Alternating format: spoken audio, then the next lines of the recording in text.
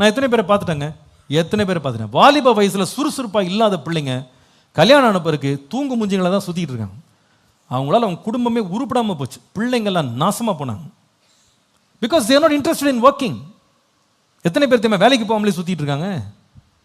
பையனுங்க, ஆண்கள் இன்றைக்கு நிறைய பேர் வேலைக்கு போகிறது கிடையாது. மனைவி அனுப்பி விடுறாங்க வேலைக்கு, நீ போயிட்டு வா போ, நான் வரமாட்டேன் வேலைக்கு, நான் போக மாட்டேன். ஏன் தெரியுமா?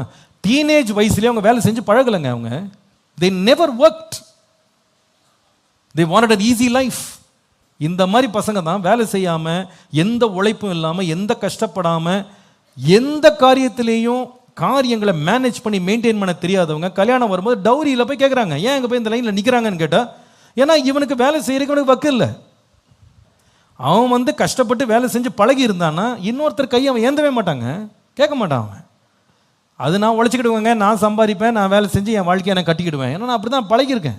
எனக்கு நீங்களாம் கொடுத்து ஒன்றும் வாழ வேண்டிய அவசியமே கிடையாது. நான் கஷ்டப்பட்டு நான் வாங்கிக்கிடுவேன், கஷ்டப்பட்டு நான் வளர்ந்துக்கிடுவேன், எனக்கு என்ன இருக்கோ அது போதும்னு தைரியமாக கான்ஃபிடண்ட்டாக போவாங்க அவங்க. ஆனால் அந்த சோம்பேறிகளாக வளர்ந்துட்டு இருக்கான் பாருங்க, அவன்கிட்ட மாட்டின ஆளுங்க ரொம்ப கஷ்டம், ரொம்ப கஷ்டம்.